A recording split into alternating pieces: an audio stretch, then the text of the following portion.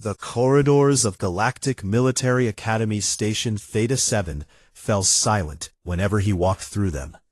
Cadet 13 moved like liquid shadow, his obsidian scales catching the artificial light in ways that made other students look away. He was Vextari, a species from a world where everything evolved to kill, and he was the best predator his people had ever sent to the Academy. The station housed over 3,000 cadets from 47 different species.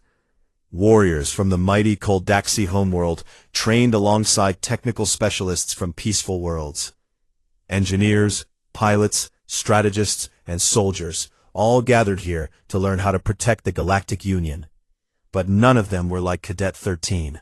His real name was unpronounceable to most species, a series of clicks and hisses that translated roughly to "He who hunts in absolute silence."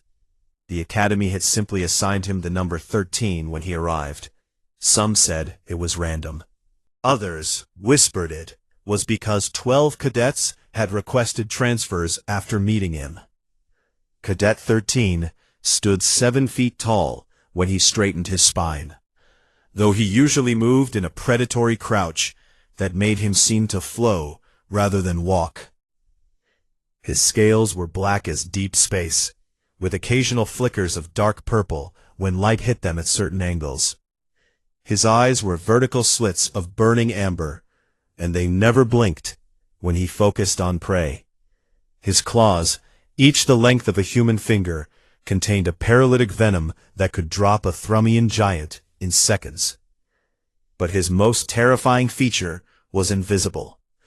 The Vextari possessed an electromagnetic sense that detected fear in other beings. Cadet 13 could feel the racing hearts, the sweating skin, the chemical changes that happened when prey realized they were in danger. He fed on that fear, used it, weaponized it in every interaction. In the combat simulation halls, his record was unmatched. 47 victories, 0 defeats. He had broken the previous record by 19 wins. Instructors watched his performances with a mixture of professional admiration and personal discomfort. He was exactly what the Vextari were known for: ruthless efficiency, perfect instinct, and absolute confidence. The other cadets had given him a nickname in the common tongue. They called him the Shadow That Hunts. No one said it to his face. No one said much of anything to his face. On a typical morning in the Academy cafeteria, Cadet 13 would enter, and the noise level would drop by half.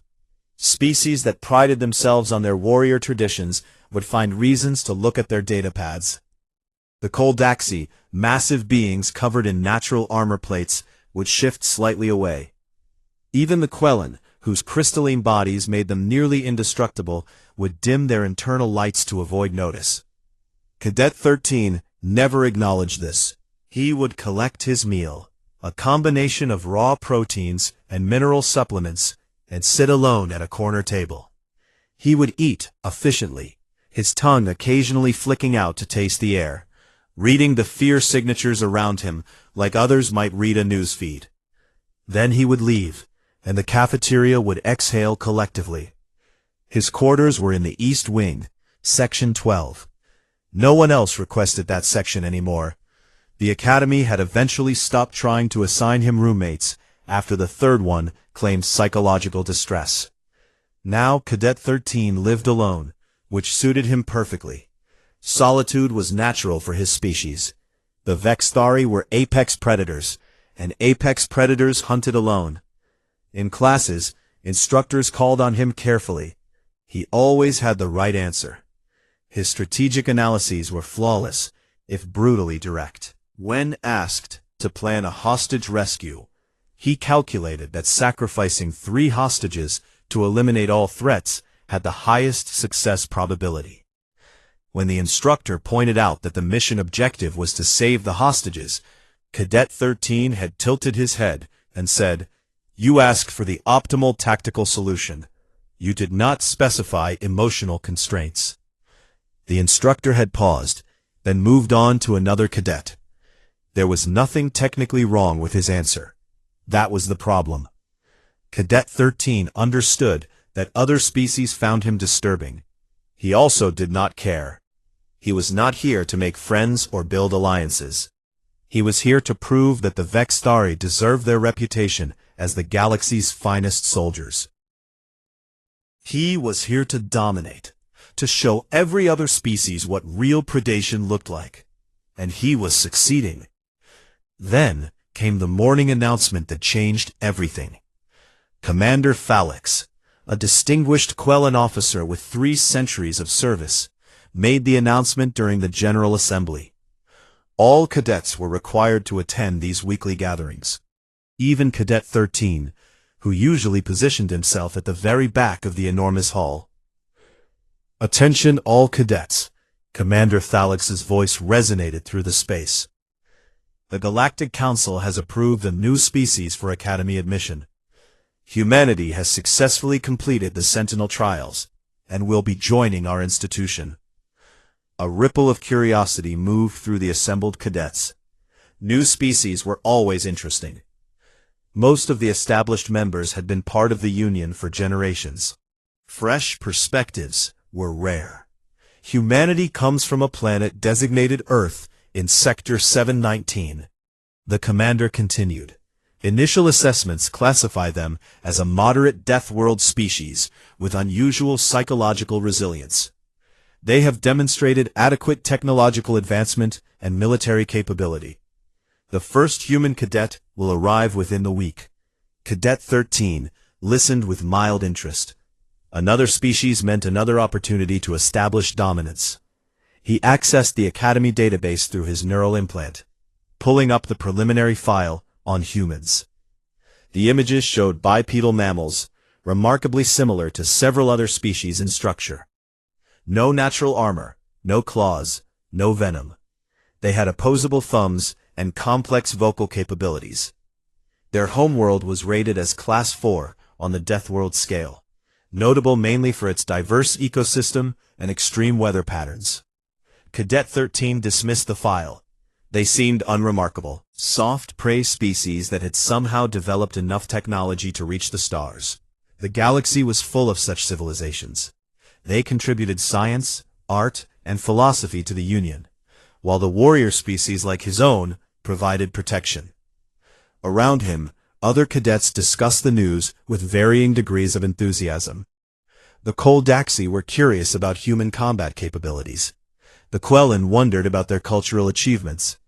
The Thrumian giants debated whether humans would be assigned to the technical tracks or the tactical programs. Cadet 13 tuned them out. He had training simulations scheduled for the afternoon, and he intended to break another record. The arrival of one human would not change anything. The Academy had its hierarchy, and he sat at the very top of it. He had no way of knowing that within 2 weeks he would be backing away from a creature 1/20th his size. He had no way of knowing that everything he understood about fear, dominance, and strength was about to be challenged by a smiling human and her utterly terrifying orange cat. The shadow that hunts would soon learn that some prey refuse to act like prey at all. And that lesson would begin the moment Lieutenant Sarah Chen walked through the Academy doors, looked at him without a trace of fear, and asked if he wanted to share her sandwich. But that morning, Cadet 13 simply left the assembly hall, his scales rippling with satisfaction.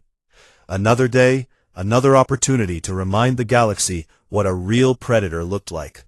The future, he assumed, would be exactly like the past. Lieutenant Sarah Chen arrived on a Tuesday morning with 2 duffel bags, a regulation footlocker, and a large carrier that made concerning noises. The docking bay was busy with the usual traffic of shuttles and supply ships. Several cadets had gathered to catch a glimpse of the Academy's first human, curiosity overcoming their training to mind their own business. What they saw surprised them. Sarah was shorter than most species present, standing perhaps 5.5 feet tall in her boots. She had dark hair pulled back in a practical bun, warm brown eyes, and skin the color of earth after rain. She wore the standard Academy jumpsuit, but she had rolled up the sleeves and somehow made the uniform look casual. She was smiling. Hi everyone, she called out cheerfully as she walked down the shuttle ramp. I'm Sarah. Nice to meet you all. A Galactic cadet, curious and bold, stepped forward. Welcome to the Academy, human. What is in the carrier? Sarah's smile grew wider. Oh, this is Professor Whiskers. He's my emotional support animal. The Academy approved his presence after reviewing human psychological requirements. Emotional support? The Koldaxi tilted his massive head. Are humans emotionally unstable? No, Sarah laughed. We just do better with companion animals. It's a human thing. Want to meet him? Before anyone could respond, Sarah had opened the carrier. Out stepped the largest cat most of the assembled beings had ever seen. Professor Whiskers was an orange tabby, heavily built, with a thick coat and a face that suggested he had seen everything the universe had to offer, and found all of it mildly disappointing. The cat sat down, wrapped his tail around his paws, and surveyed the docking bay with the air of an emperor inspecting conquered territory. He's very friendly, Sarah assured them, though Professor Whiskers' expression suggested otherwise. Aren't you, Professor? The cat yawned, showing impressive fangs, then began grooming one paw with complete disinterest in his surroundings. The Koldaxi cadet, who had faced down plasma fire without flinching, took a step back. That is a very small predator. He's a sweetheart, Sarah said, reaching down to scratch behind the cat's ears. Professor Whiskers allowed this with the tolerance of a king accepting tribute. Let's find our quarters. The Academy had assigned Sarah to the East Wing, Section 12. The housing coordinator, a nervous Quellen named Iristel, apologized profusely as they walked through the corridors. I am deeply sorry, Lieutenant Chen. Normally new cadets are placed in the communal sections, but we have a situation. We can only offer you individual quarters at this time. Individual quarters sound great, Sarah said brightly. More space for Professor Whiskers to explore. Yes, well, Iristel's crystalline structure flickered with anxiety. You should be aware that your section has only one other resident. Cadet 13. He is Vextari. Sarah pulled out her datapad, accessing the species database. Her eyebrows rose as she read. Wow, 7 feet tall? Apex predator? That's so cool. I've never met a Vextari before. Iristel stopped walking and turned to face her fully. Cadet 13 is extremely dangerous. He has caused significant distress among other cadets. No one has successfully cohabitated in his section. If you experience any problems, any at all, please report them immediately. I'm sure it'll be fine, Sarah said. I get along with everyone. What Sarah did not mention was that she had grown up with 3 older brothers who thought putting insects in her bed was peak comedy, had spent 2 years training in the Australian outback where everything was actively trying to kill her, and had once stared down a grizzly bear during a camping trip by simply refusing to be impressed by it. The bear had left. Sarah had finished her sandwich. Her quarters were clean, functional, and larger than she expected. Professor Whiskers immediately began inspecting every corner, sniffing at vents and pawing at the furniture. Sarah unpacked efficiently, hanging up her uniforms, organizing her personal items, and setting up Professor Whiskers' bed, food station, and litter box. She was hanging a photo of her family when her door chime sounded. Come in, she called. The door slid open. Cadet 13 filled the entire frame. Sarah turned around, and her face lit up with genuine delight. Oh wow, you must be Cadet 13. I'm Sarah Chen. We're neighbors. Cadet 13 had come to establish dominance, as he did with all new residents. He had planned to use his full height, his predatory stillness, and his electromagnetic fear sense to make it clear who controlled this section. He stepped into the room, scales rippling with dark purpose, and focused his burning amber eyes directly on the human. Sarah walked right up to him without hesitation. She had to tilt her head back to maintain eye contact. You're amazing, she said with obvious enthusiasm. Are they hard like armor or flexible? Can you actually sense fear? That's what the database said. Oh, and do you do the tongue thing? Like tasting the air? Snakes do that on Earth, and you kind of look like a really big, cool snake. A snake with arms. A snake that stands up. Do you get offended by snake comparisons? I'm sorry if that's rude. I talk a lot when I'm excited. Cadet 13 stood completely still. His fear sense, which had never failed him, was reading the human's biosignature. Her heart rate was elevated, but not from fear. It was excitement, genuine, pure curiosity. There was no chemical signature of danger response, no prey animal freeze, no recognition that she was standing within striking distance of a creature that could kill her in seconds. He did not understand. Every being he had ever met, even other predators, recognized him as a threat. It was instinctual, written into the basic survival code of all living things. Are you hungry? Sarah continued, apparently unbothered by his silence. I have protein bars. They're from Earth. Want to try one? I also have chocolate, but I don't know if your species can process it. Some species can't handle Earth foods because our world is kind of intense chemically. We've got a lot of weird stuff in our diet. She held out a small wrapped bar. It's got peanuts and honey. Very nutritious. Cadet 13's brain, usually so quick in tactical analysis, struggled to process this interaction. Protocol suggested he should refuse, assert dominance, make his position clear. But the human was still smiling at him, still holding out the offered food, and his instincts were sending mixed signals he had never experienced before. That was when Professor Whiskers decided to make his presence known. The cat emerged from under Sarah's bed, where he had been investigating interesting smells. He took one look at Cadet 13 and stopped moving. Then he sat down, directly between Sarah and the Vextari, and fixed the alien predator with an unblinking stare. The change in Cadet 13 was instantaneous. Every scale on his body shifted from black to a mottled dark purple, a defensive coloration his species displayed only in the presence of serious threats. His claws extended involuntarily.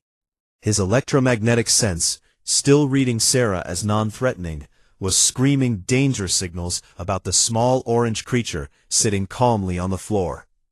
Professor Whiskers did not hiss. He did not arch his back. He did not show any signs of aggression. He simply stared, with round golden eyes that seemed to see directly into Cadet 13's soul and judge it lacking. Cadet 13 had faced enemy combatants, dangerous fauna, and hostile environments. He had trained in combat since he was old enough to walk. His species had hunted the apex predators of their homeworld to near extinction before turning to the stars. He took a step backward. Professor Whiskers slow blinked, yawned to show his fangs, then casually turned away and walked back towards Sarah, his tail high in the air, like a flag of absolute victory. "Oh, you met Professor Whiskers," Sarah said happily, completely missing what had just transpired. "He's probably still nervous from the trip. Give him time, and I'm sure you two will be friends." Cadet 13 found his voice, though it came out raspier than he intended. "I came to inform you of section protocols, quiet hours, territorial boundaries. Don't worry, Professor Whiskers and I are very respectful neighbors. If we ever bother you, just let us know. I'm really excited to be here. The academy looks amazing, and I can't wait to start training tomorrow." Tomorrow. Training. Cadet 13 suddenly remembered why he had come to her quarters beyond simple dominance establishment. "You are assigned to Tactical Squad 7. "Great. Are you in that squad too?" "I lead Tactical Squad 7. Sarah's smile somehow grew even brighter. "That's awesome. I'm sure I'll learn a lot from you."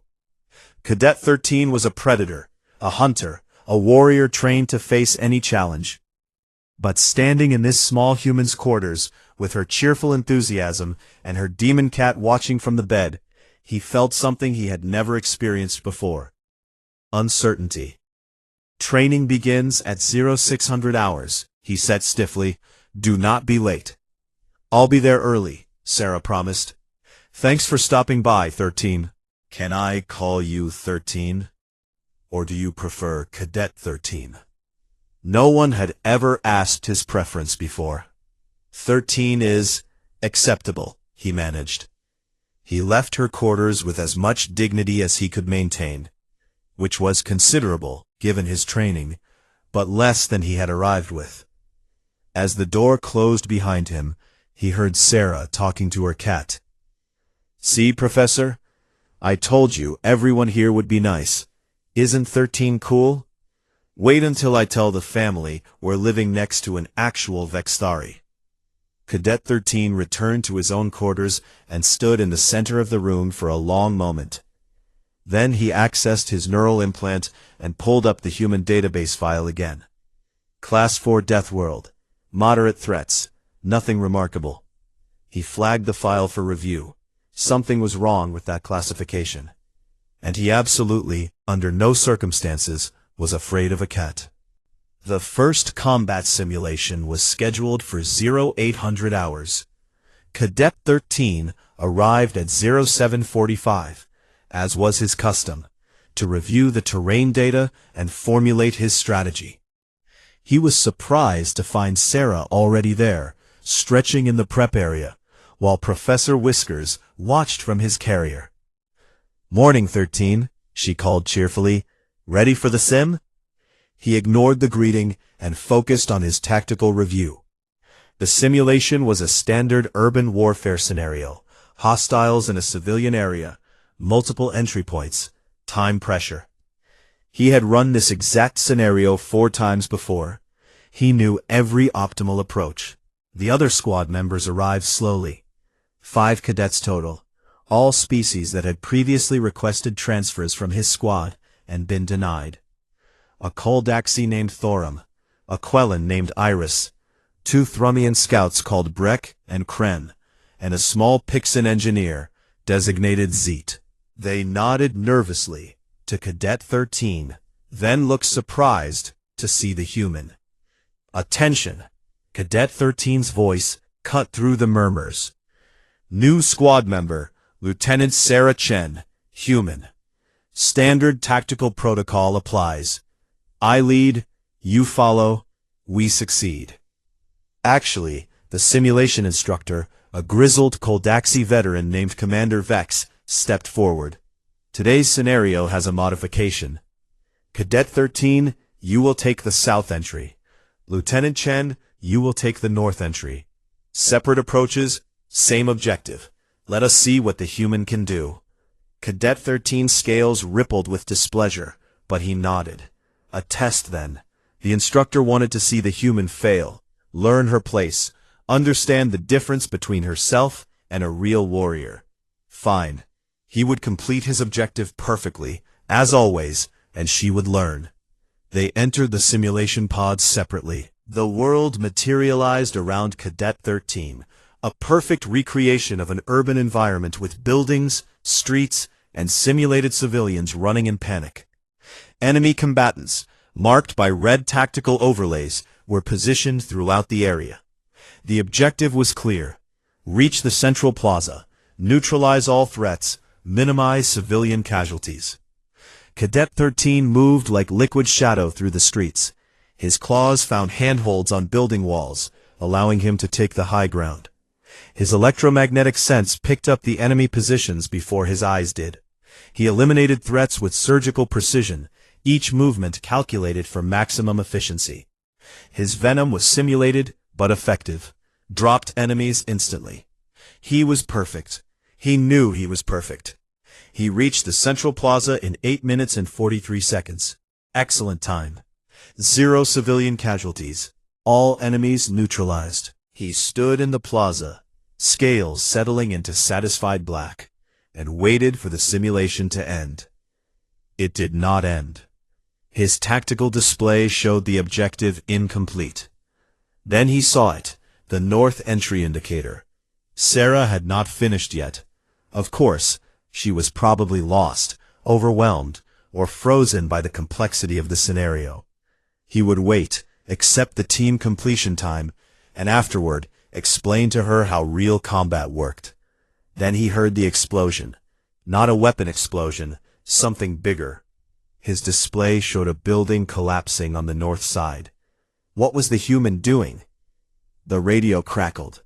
Sorry. Sarah's voice came through, breathless, but somehow cheerful. I may have accidentally knocked down a building, but it was already damaged, and there were bad guys inside, so 2 birds with 1 stone, right? Cadet 13 stared at his display. She had collapsed a building on enemy combatants. That was not in any tactical manual he had studied. Chen, report status. Commander Vex's voice came through the command channel. All good, Commander. 5 hostiles down. No civilian casualties from the collapse. I checked first. Moving to objective now. She arrived at the central plaza 3 minutes later, jogging casually, her uniform dusty and her hair falling out of its bun.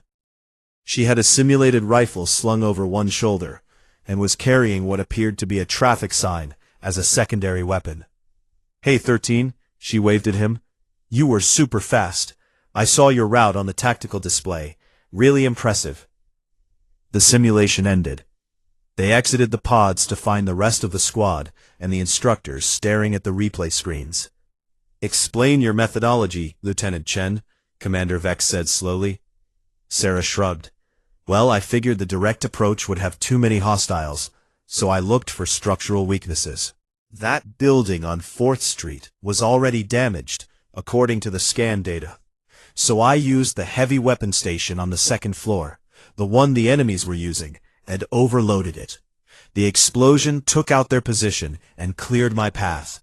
Then I used the rubble as cover to advance. You used enemy weapons against their own position, Thorom said, his massive head tilting in confusion. But you had no ammunition.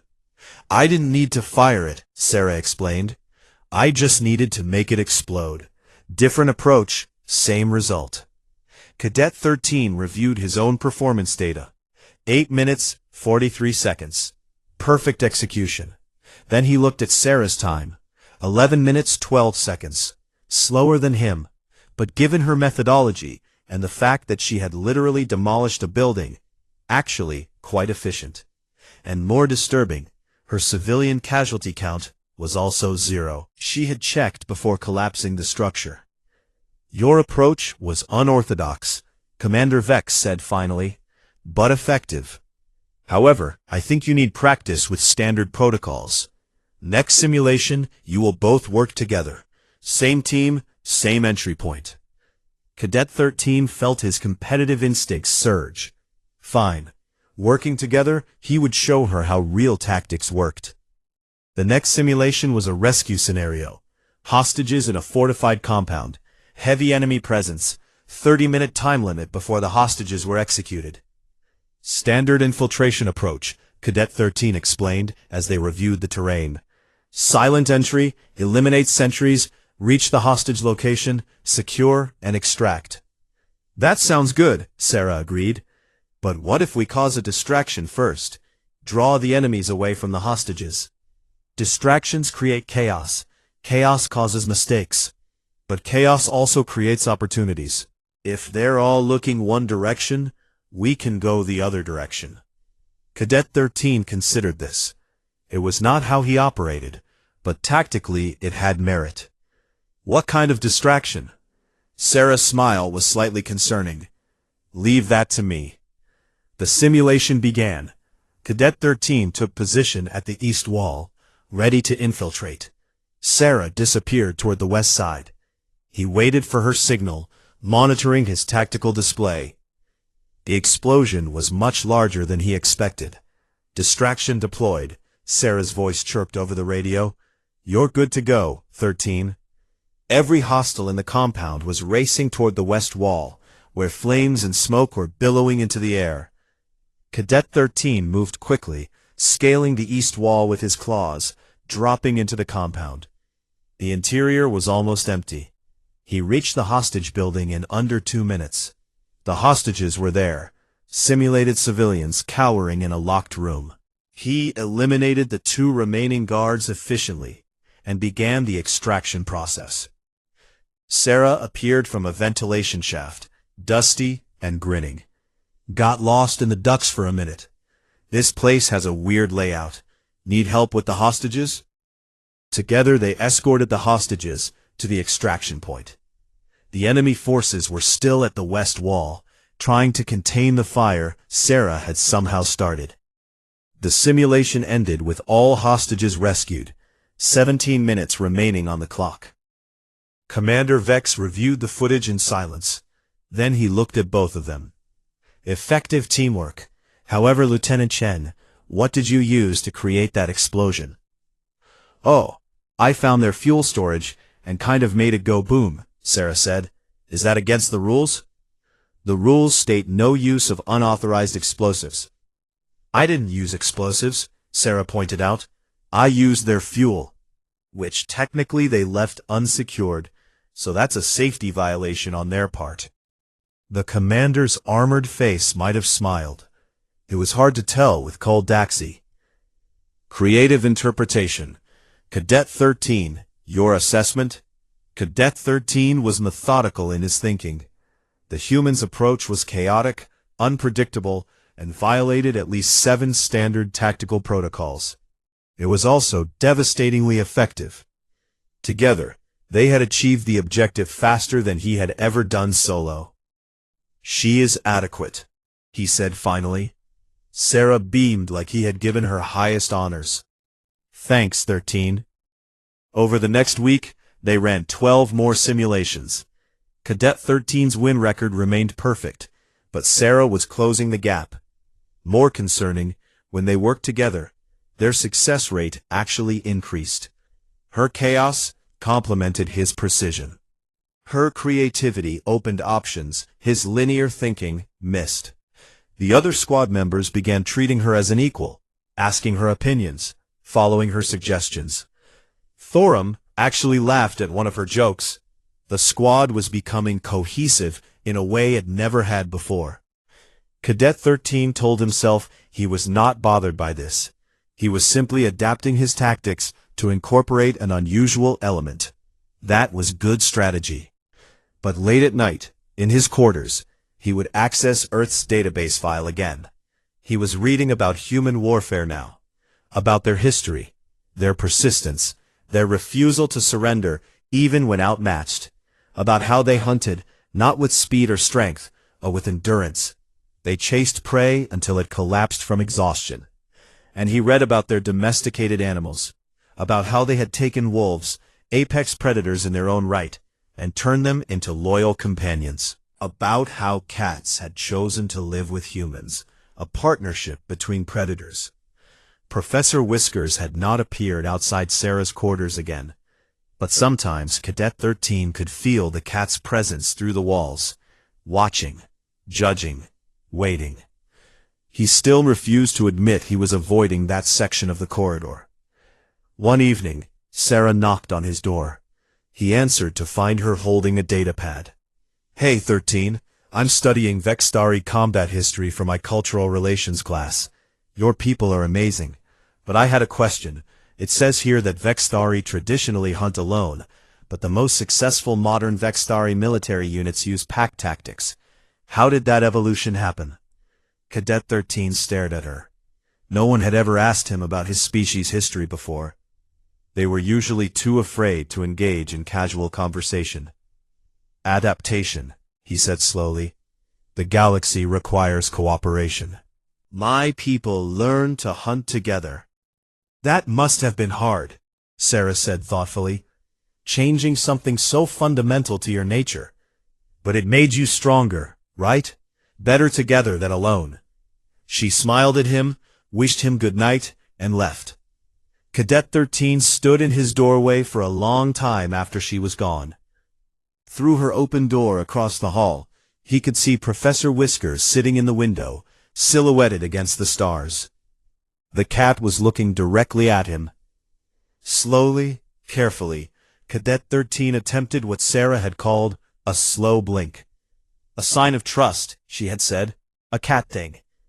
Professor Whiskers slow blinked back, then turned away to groom his paw. Cadet 13 closed his door quickly before anyone could witness what had just happened. His scales flushed with an emotion he did not have a name for. The Academy's legend was changing. The shadow that hunts was learning to walk beside someone rather than behind them.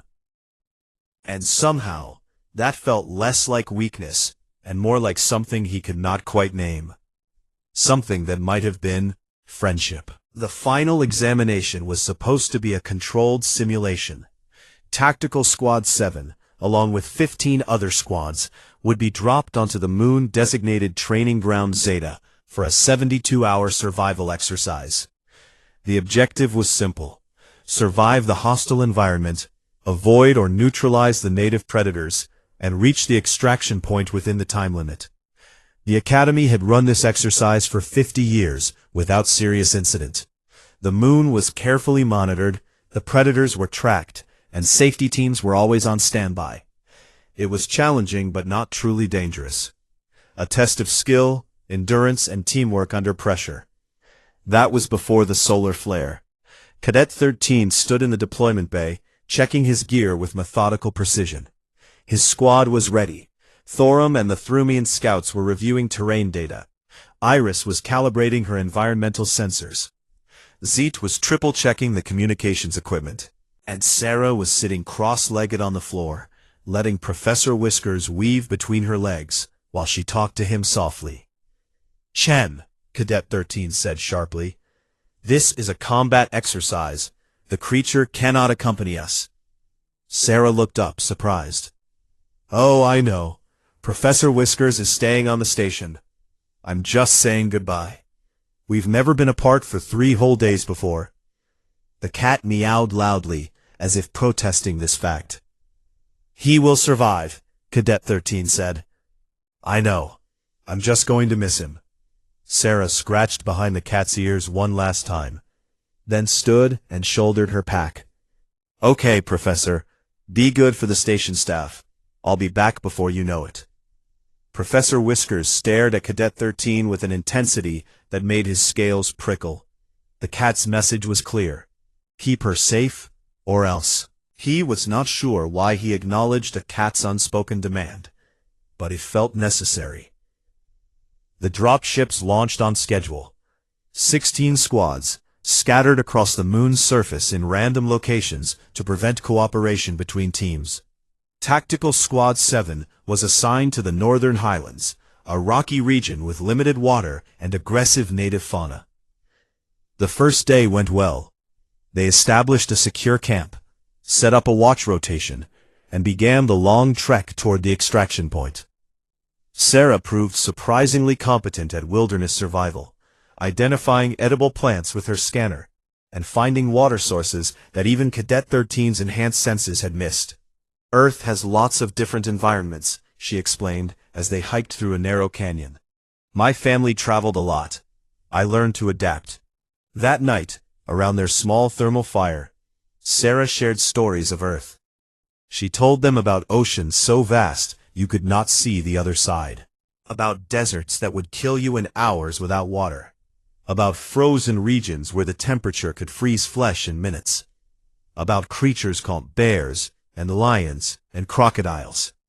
"Your world sounds like a nightmare," Thorum rumbled. Sarah laughed. "It's home. You learn to respect the danger, and work with it, not against it. Everything is trying to survive, just like us." Cadet 13 listened silently.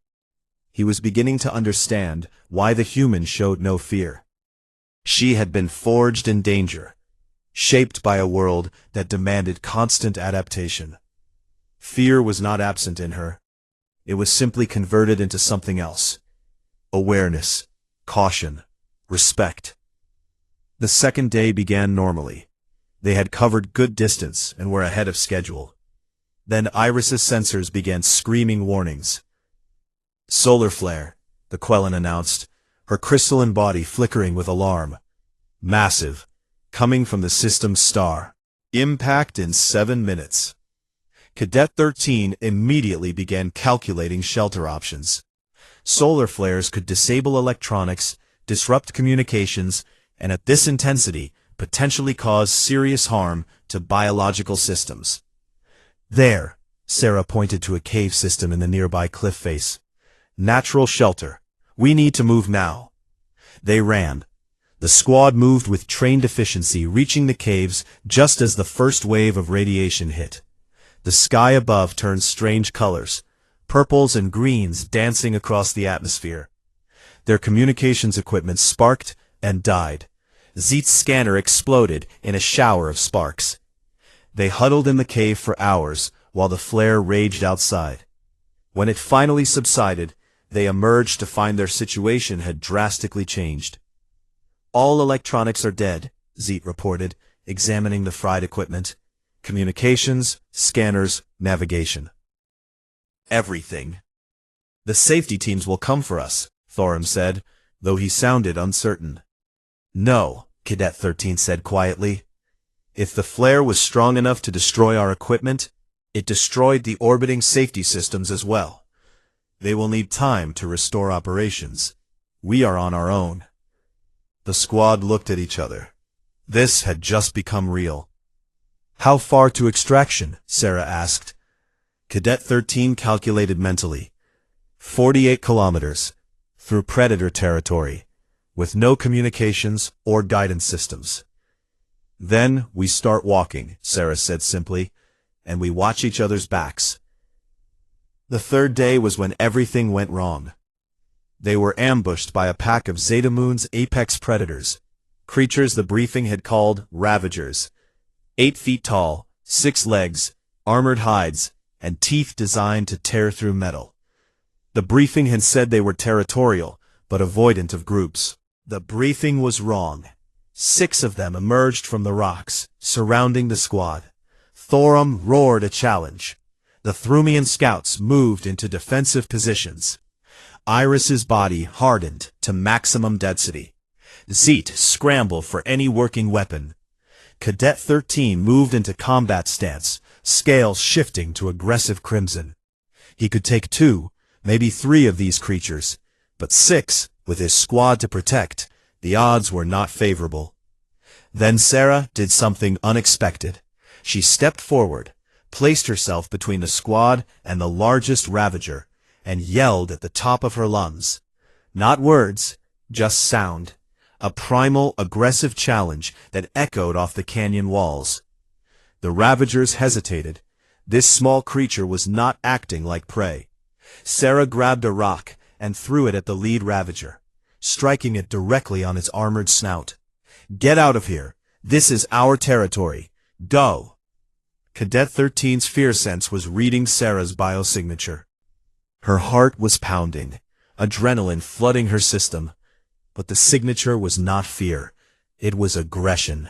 Pure, focused aggression. She was not running from the apex predators. She was challenging them. The lead Ravager took a step back. Sarah took a step forward. She picked up another rock.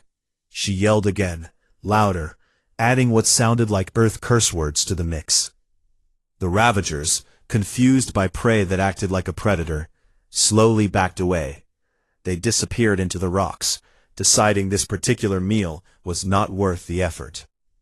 Sarah stood there for a moment, breathing hard, then turned back to the squad with a shaky smile. That was terrifying. Did it work? You challenged an apex predator, Thorum said in disbelief, with rocks and loud noises. My dad taught me that trick, Sarah said. Works on bears. Figured it might work on giant alien monsters too. Fake confidence is still confidence to something that doesn't understand bluffing. Cadet 13 stared at her. This small human had just bluffed 6 deadly predators using nothing but aggression and thrown rocks. It was the most insane, brave, stupid thing he had ever witnessed. They continued walking, but an hour later, Cadet 13 stepped wrong. The ground beneath him collapsed, some kind of burrow system. He fell 3 meters, landed badly, and felt something snap in his leg. The pain was immediate and intense. His species was tough, but bones were still bones. The squad gathered around the hole. Sarah looked down at him, her face tight with concern. "How bad?" she called. "Fractured," Cadet 13 managed through clenched teeth. "Functional, but impaired. Leave me. I will slow you down." "Absolutely not," Sarah said immediately. She was already climbing down into the hole. "Nobody gets left behind. That's the rule. Your species has a foolish attachment to sentiment over survival." "It's not foolish," Sarah said, reaching him and immediately beginning to examine his leg. "It's called loyalty. You're part of this squad, 13. We're not leaving you." She tore strips from her own uniform, creating a makeshift splint with remarkable efficiency. Her hands were steady, her movements confident despite the circumstances. "You will not reach extraction in time if you carry me," Cadet 13 pointed out. "Then we'll be late," Sarah said firmly. "Thorum, help me get him out of this hole." They fashioned a stretcher from branches and their remaining gear. Thorum and Sarah took the first carry shift, the massive Koldaxi and the small human working together to bear Cadet 13's weight. As they walked, Sarah talked. She told him about Earth's military traditions, about soldiers who carried their wounded for miles through enemy territory, about teams that never left anyone behind, no matter the cost, about the importance of the pack, the unit, the family you chose. "On Earth," she said quietly, "we have a saying, no one left behind. It's not just words, 13, it's who we are. You're pack now, and I don't abandon pack." Night fell. They made camp in another cave system. Sarah insisted on taking first watch, letting the others rest. Cadet 13 found himself alone with her in the small circle of their thermal light. "Why?" he asked finally. "Why risk yourself for me?" Sarah looked at him, genuinely confused by the question. "Because you're my friend, and friends take care of each other." "I am not your friend," Cadet 13 said. "I am Vextari. We do not have friends." "Well, you do now," Sarah said simply, "whether you like it or not." She shared her rations with him, giving him the larger portion despite his protests. She checked his splint, adjusted his position to make him more comfortable, and then sat back with a tired sigh. "You know," she said softly, "Professor Whiskers was a stray when I found him, skinny, scared, alone. He hissed at everyone, scratched me the first time I tried to pet him. Everyone said to leave him alone, that he was too feral to domesticate. But I saw something in him. Underneath the aggression, he was just scared and lonely. So I kept showing up, kept offering food, kept being patient, and eventually, he decided I was worth trusting." She smiled at Cadet 13. "You remind me of him sometimes, all fierce and scary on the outside. But I think maybe you're just lonely too." Cadet 13 had no response to that. His species did not discuss emotions. Vulnerability was weakness. But lying there, injured and dependent on others, being cared for by a human who had every tactical reason to abandon him, he felt something shift in his chest. Something that might have been the beginning of understanding what Sarah meant by the word pack. The rescue teams found them on the fourth day, late but alive. All of them, together. The medical bay was quiet when Cadet 13 woke up. His leg was encased in a regeneration field, the technology working to repair the fractured bone at an accelerated rate. The doctor, a Quellan with extensive trauma experience, informed him he would be fully healed in 3 days and cleared for duty in 5. "You were fortunate," the doctor said. "The human's field treatment prevented additional damage. She has surprising medical knowledge for a tactical specialist." "She has surprising knowledge about many things," Cadet 13 said quietly. The door to his room opened, and Sarah walked in. Professor Whiskers perched on her shoulder like an orange furry guardian. The cat's presence in the medical bay was technically against regulations, but no one seemed willing to argue with Sarah about it. "You're awake," Sarah said, relief obvious in her voice. "How are you feeling?" "Functional," Cadet 13 replied, then with difficulty, "For not leaving me." Sarah smiled and pulled up a chair next to his bed. Professor Whiskers jumped down, and to Cadet 13's shock, walked directly to the edge of the bed. The cat sniffed at his hand carefully, then bumped his head against Cadet 13's clawed fingers.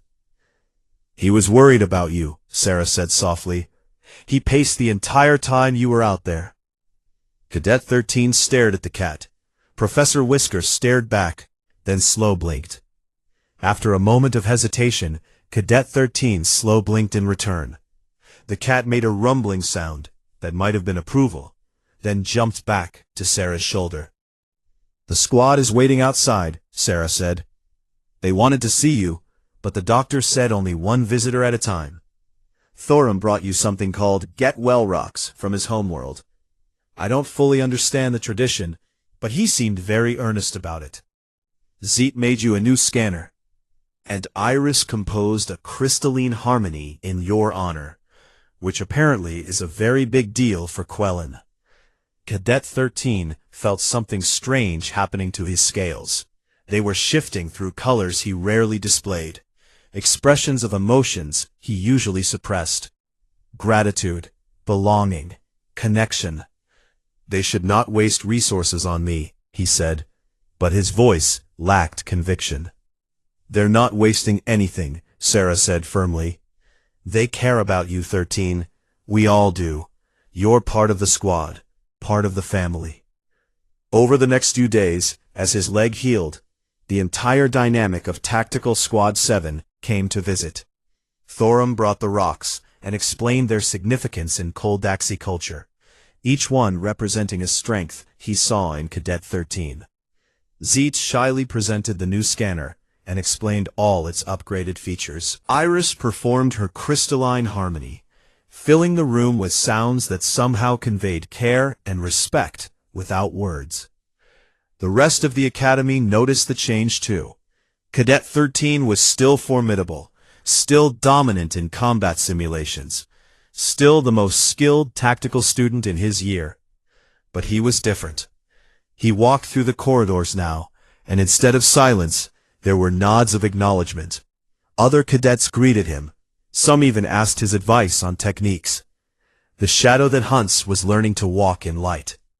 One evening, Sarah found Cadet 13 in the observation deck, watching the stars through the massive viewport. She sat down beside him, Professor Whiskers settling on her lap. "What are you thinking about?" she asked. "My people have a saying," Cadet 13 said slowly. "The lone hunter eats first, but dies alone. I thought eating first was the only thing that mattered. And now? Now I understand that eating first means nothing if there is no one to share the territory with, no one to watch your back, no one to remember you when you fall." He turned to look at her. "You changed something in me, Sarah Chen. I do not know if I should thank you or resent you for it." Sarah laughed softly. "How about you just accept it? Change isn't bad, 13. It's how we grow. My species does not value growth. We value perfection. Well, my species is kind of obsessed with growth. We're always trying to be better, do better, learn more. It's exhausting sometimes, but it's also what makes us human." She paused. "And I think you're already growing, whether you admit it or not." The graduation ceremony was held in the Grand Hall, a space large enough to hold all 3,000 cadets plus their families and honored guests. Cadet 13 stood with his squad, wearing the formal uniform he had been issued. His scales were polished to a mirror shine, his claws retracted to their minimally threatening length. He had received several offers in the weeks leading up to graduation. The Vextari Imperial Guard wanted him, a prestigious position that would take him back to his homeworld, place him among his own species, continue the solitary existence he had always known. The Galactic Union's elite tactical division wanted him, recognizing his skills and offering command positions.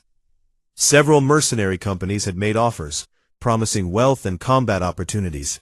He had declined them all. Instead, he had accepted a position with the Joint Species Tactical Unit, a new program designed to integrate multiple species into cohesive teams. It was less prestigious, paid less, and was considered experimental. It was also where Sarah had been assigned. Commander Vex called each graduate forward to receive their commission. When Cadet 13's designation was called, he walked to the stage with his characteristic predatory grace. But when the commander offered his hand in the traditional gesture of respect, Cadet 13 did not hesitate. He took it. The audience noticed. Vex Tari did not shake hands. It was not their custom. But Cadet 13 had learned that customs could change. That evening, after the ceremony, the squad gathered in the common area of their section for a private celebration. Sarah had somehow acquired earth beverages, though she warned that not all species could safely consume them. Zeet had brought picks and sweetbreads. Iris had created a beautiful crystalline centerpiece that hummed with harmonious frequencies. Thorum had cooked traditional Koldaxi meat dishes that smelled incredible. A toast. Sarah raised her glass. To Tactical Squad 7, the best team in the Academy. The only team that survived an actual survival situation, Thorum added with pride. The only team with a human, Zeet squeaked. The only team where a Vexthari learned to smile, Iris chimed, her crystalline voice tinkling with amusement. All eyes turned to Cadet 13. He had not realized his expression had changed, but apparently it had. What he thought was a neutral expression, others were reading as something close to contentment. I do not smile, he said defensively. My species does not have that expression. You're totally smiling, Sarah grinned, in your own scary, toothy way, but it counts. Professor Whiskers chose that moment to jump onto the table and walk directly to Cadet 13.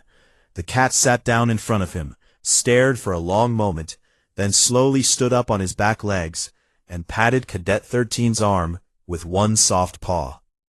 It was permission. Approval. Cadet 13, moving with more caution than he had ever shown in combat, slowly extended one clawed finger and gently touched the top of Professor Whiskers' head. The cat immediately began purring, a sound like distant thunder, and rubbed against Cadet 13's hand. The entire squad went silent. Did that just happen? Thorum whispered. I'm recording this, Zeet said, her multifaceted eyes wide. Sarah's smile was bright enough to light the entire station. I knew it. I knew you two would be friends eventually. This means nothing, Cadet 13 said, even as he continued the gentle petting motion. It is merely a tactical alliance. The creature has acknowledged my status. Sure, 13, Sarah said. Whatever you need to tell yourself. Professor Whiskers, apparently satisfied with this development, turned around 3 times and settled directly on Cadet 13's lap. The cat curled into a ball, tucked his nose under his tail, and fell asleep. Cadet 13 looked down at the sleeping cat, then up at his squad, his friends, with an expression that might have been panic. What do I do now? You sit very still, Sarah advised, trying not to laugh. And you accept that you've been chosen by a cat. Congratulations, 13. Your life will never be the same. She was right. 3 months later, Cadet 13, now officially designated Lieutenant 13 of the Joint Species Tactical Unit, stood on the bridge of the JSTU vessel Harmony, reviewing mission parameters with his team. Sarah stood beside him, Professor Whiskers, observing from his special perch that engineering had installed, specifically for the ship's unofficial mascot. They were heading into contested space, investigating reports of pirate activity near a civilian colony. It was dangerous work, exactly what they had trained for. Ready, 13? Sarah asked. He looked at his team. Sarah, whose chaos had taught him flexibility. Thorum, whose strength had shown him the value of protection over domination. Iris, whose harmony had taught him that different voices could create something beautiful together. Zeet, whose technical expertise had taught him that even the smallest members of a pack could be vital. And Professor Whiskers, who had taught him the most important lesson of all, that even apex predators needed family. Ready, he confirmed. As the ship jumped to faster-than-light travel, Cadet 13 allowed himself a moment of reflection. He had come to the academy expecting to prove his superiority, to dominate, to show the galaxy what a true predator looked like. Instead, he had learned something more valuable. He had learned that the strongest packs were not built on fear, that the best hunters did not hunt alone, that power was not diminished by sharing it, but multiplied. The human had taught him all of this. The small, chaotic, fearless human who had looked at him and seen not a monster, but a person worth knowing. And her cat had approved of the lesson. Lieutenant 13, formerly known as the Shadow That Hunts, settled into his command station. His scales were calm black, reflecting the stars outside the viewport. He was not alone. He would never be alone again. And somehow, that felt like the greatest victory of all. Behind him, Professor Whiskers yawned, stretched, and began grooming his paw, with the satisfied air of a creature who knew exactly how the universe was supposed to work. And now he had successfully domesticated a Vexthari. All in all, a productive few months. The cat purred his approval and settled back into his perch, watching the stars with ancient, knowing eyes. Apex predators, he seemed to think, were so much better when they learned to be part of a pride. Even the scary lizard ones. Especially the scary lizard ones.